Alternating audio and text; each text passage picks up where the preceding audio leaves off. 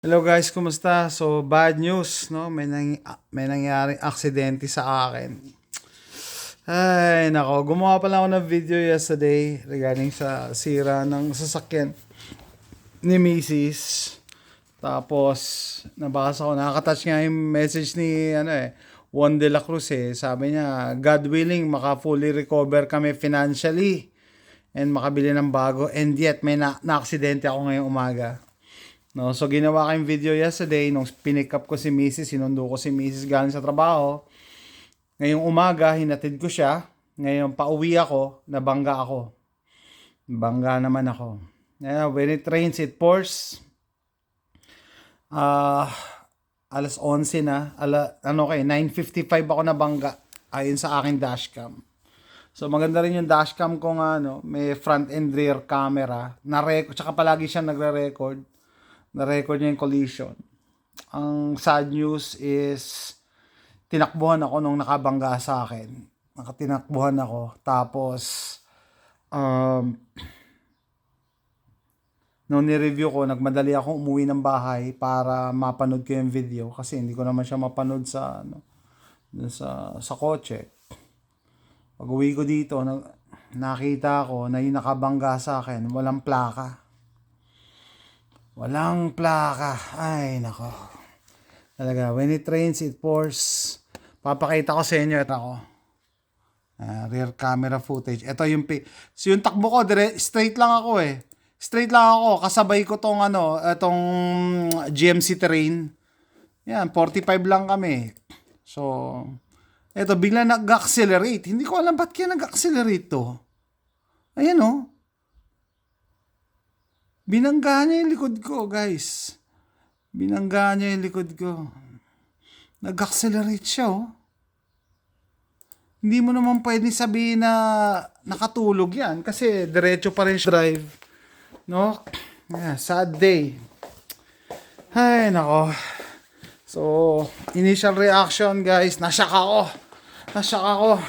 Siguro yung yung pagiging shock mo, hindi ka makapag-isip ng tama. Dahil nasa main road, ginawa ko, tinabi ko yung sasakyan ko. Tinabi ko sa parking lot. Tapos yung nakabangga sa akin, hindi sumunod. Dumiretso, tumakas sa susunod na intersection. Ito yung damage ng kotse ko. Na rear-ended ako. Ay, nako. Sama. Ay, nako. Personal ko pa naman to ipapaayos. Or baka ako na mag-ayos nito. Kasi, wala akong coverage eh. Hindi siya comprehensive. Liability lang ang insurance ko. Ito. Papalitan lang naman to. Papalitan ko to. Palit. Okay. At least ito lang pala. 1, 2. Tsaka sa mga ilaw. Yun lang, papalitan ko. Yung side, okay naman pala yung side. Thank God. So, tinitingnan ko na sa eBay eh. Pero malamang mas makakamura ako pag sa sa junkyard ako kukuha ng parts. Grabe oh. Napasigaw ako tapos nag-take over nga yung pagiging shock factor. Na-shock ako eh. Okay? It's not as bad as it looks. Mukhang kaya ko naman palang ayusin to. So, dito sa Amerika guys, imbis na pukpukin mo yan, papalitan mo na lang, palit to, tsaka to. Yun na lang gagawin ko pala. At saka syempre yung mga ilaw. Okay. It's not as bad as it looks. May konti ako dito. Hindi. Normal na pala. Ayos lang pala yan. Buti na-absorb ng bumper, tsaka nung trunk. Absorb. Yun nga lang, nag-uulan pa ngayon. Pucha, mataas kasi siya eh, pickup truck. Dito niya ako binangga oh. Ito yung rear camera ko, buti na nakuha ng video kaso wala namang plaka. Ay, kaya siguro una, tatanungin nyo, bakit wala kang comprehensive? Kasi nung ini-insure ko yan, sabi mismo ng insurance, hindi na nila i-comprehensive yan kasi luma na daw eh, 2013 model, no? Mababa na yung value ng full sasakyan, ng buong sasakyan. Hindi na nila i-insure yan ng ano, ng comprehensive, no? Ah, kaya sabi ko, sige, okay. Mura na ng value na ano, ng sasakyan eh. Bili lang namin diyan nung 20 December, 'di ba? Kailan ba namin bili? August 2020. 6,900 plus plus tax title ano 8,000 cash. Bili namin 8,000. So 2020 hanggang 2026, 6 ano yan, parang 6 years mo nang ginagamit. Sulit na talaga sa amin. So plano talaga namin na ano na palitan na yan, no? Sabi, sulit na kasi si JM ginamit niya yan 4 years habang nag-aaral siya, tapos nagtatrabaho. Sulit na 4 years siyang ginamit. Tapos yun nga ako, no, nag-start ako magtrabaho din, nagamit ko na rin yan. Sulit na rin, pero sa damage kaya pa eh, tumatakbo pa eh. Yun lang, papalitan ko lang yung bumper pala, tsaka trunk, tsaka yung mga ilaw. Sama, wala, lamig pa naman ngayon, no. Dun sa ano, hindi ko rin alam bakit ganun yung reaction ko eh. Bakit hindi ako bumaba? Kasi nasa extreme left ako eh. Nasa extreme left, tapos may mga dumadaan sa kanan namin.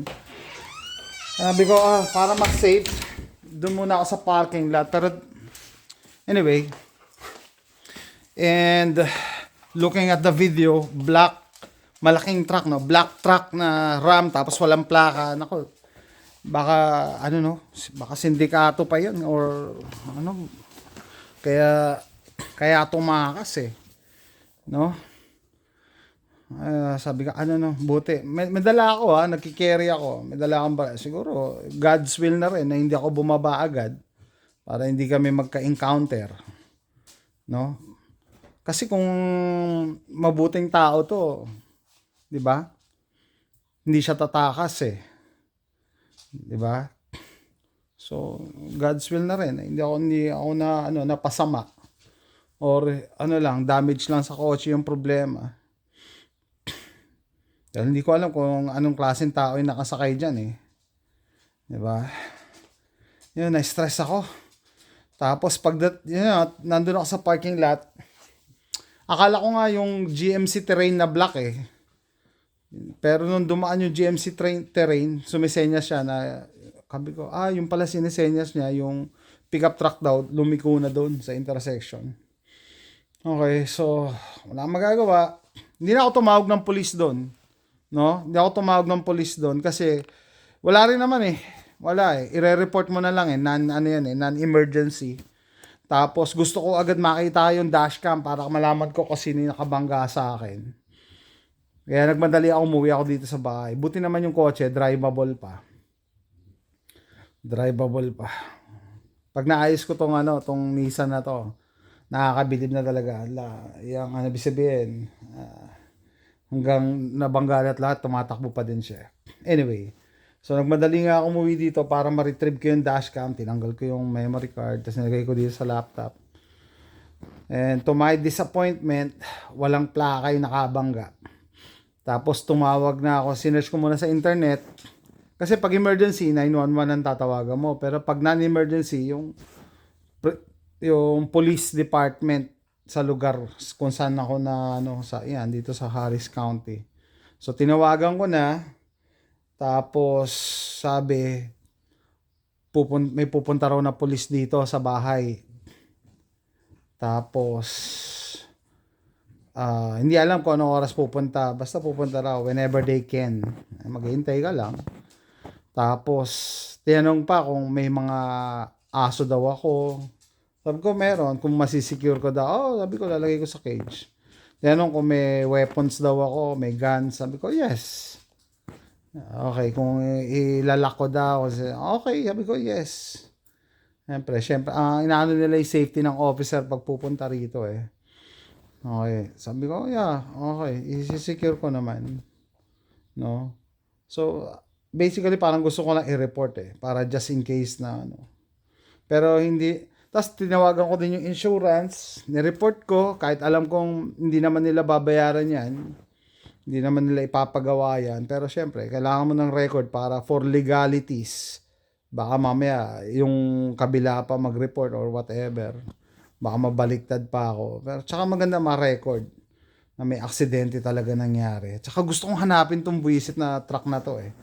Sana, pero nakikita ko yan dito sa area eh. Pag rumorota ako eh. Nakikita ko yan sa area eh. Kaya, maganda wag ko na lang din makita, no? Kasi ano lang naman yan eh. Repair lang, pero, di ba? Hindi mo alam kung ano mangyayari sa interaction nyo pag parehas kayo may barrel, tapos, oy, gago ka, ikaw pala yung ano, nakabangga sa akin, di ba? Sana hindi na lang kami magkita rin. Anyway, ewan ko lang kung may gagawin ng pulis, sa pelikula lang naman yun eh. Yung mga iimbestigahan, paano nila makahanap yan, no? Pero syempre, i-report ko. Tapos sabi ko nga, ifo-forward ko yung video. Kung mahanap nila yan, no? Dodge Ram na, ano? Na matibay talaga pickup, oh. Tibay. Parang walang na-damage sa kanya, eh. Lalo-lalo na mataas siya. So, yung bumper talaga tumama sa akin. Pero alam nyo guys, no? Mga ganyan damage, blessing yan eh. Kasi, you know, anong tawag dyan? Crumple zone yan eh. Ina-absorb niya yung damage. Kaya ako wala akong sakit na naramdaman. Walang whiplash, wala. Inabsorb lang na ano. Tsaka siguro dahil umaandar naman talaga ako, hindi naman ako nakapark eh. Nag-accelerate lang tong visit na to eh. Ay, nako. When it rains, it pours. Kung kailan may mga gastusin kami, meron naman aksidente. Nag-usap lang kami ni Mrs. a few days ago, no? Sabi niya, parang feeling niya maganda daw ang pasok ng 2026. Sabi niya siguro, you know, may mangyayari maganda na ano. Yeah, siya siguro dahil may bago siyang trabaho. Sana mapaganda rin. And naalala ko yung sabi ng ng operations manager ko nun sa Westmont Unilab eh. Mas maganda na may utang sa iyo yung tadhana kaysa ikaw may utang sa tadhana. Etong lokon to may utang to. Sa akin ngayon may utang ang tadhana. Hindi ko alam kung kailan babawi ang tadhana sa akin. Sana bumawi early this year para makabawi-bawi naman kami sa gastos. So initially, ang mararamdaman mo pag na-aksidente ka, shock, lungkot, problema ka sa gastos, pero naimasmasan na ako, 1 hour pa lang. Sabi ko, ay, nako. Always look at the bright side. No? Sabi nga, if you see good in everything, you will forever be happy. Hindi ko stressin sarili ko, no? Na-aksidente na nga ako, nabangga na ako, stressin ko pa sarili ko. 'Di ba? And first time ko lumabas 'yon. Ibig sabihin, chicken yung kotse nung binidyo ko. Kasi pag dumating ako dito, nag-research ako sa internet, sino yung tatawagan ko, nag-report ako and everything. Nag-iba ako ng perspective na okay, it's not that bad kahit gano'n ang itsura ng kotse. Madali lang palitan yung trunk lid nun, tsaka yung bumper, no? Kung sakali mang may konting yupi, pupukpukin ko. Tumitingin na ako ng parts online sa eBay. Yung bumper, $99. Naka-primer na. Tapos yung trunk lid, yun na medyo mahal, $200. Pero I think mas makakamura ako pag sa junkyard ako dito, local. Kasi mahal dyan shipping kasi malalaking items. So, kung mapapagastos ako ng mga $500, kasi 100, 200, tapos yung mga ilaw, 500, okay lang, sige, kaya pa. Mataas naman yung credit limit eh. Pero pag junkyard pala, kailangan cash no. Anyway, sige, it's not that bad. It's not the end of the world. Pinagpapasalamat ko pa rin kasi drivable. Na may nakikita ako mga nagdi-deliver na na mga nagdo-DoorDash or Uber Eats eh. May mga damage din yung mga sasakyan eh. Kailangan lang naman sa sa Uber, pag ikaw magsasakay ka ng tao, dapat walang damage ang sasakyan mo. Pero pag Uber Eats, DoorDash, okay lang. So ang checking ko lang pala, lalabas ako ngayon. Dapat gumagana yung mga lights ko. No, otherwise huliin ako ng police. Pero kung gumagana, pwede pa akong rumota diyan. Tetapan ko lang kasi baka umulan. Well, anyway, yun guys, no? Sad day, pero naimasmasan na ako. Um, Thank God, walang nangyari sa akin. And thank God, drivable pa rin yung kotse. Tapos, hindi naman siguro ganun kalaki ang gastos pag ako mismo nag-ayos niyan. And hopefully, bumawi sa akin ng tadhana. May mangyayaring maganda naman. May mangyayaring maganda naman para makabawi-bawi kami.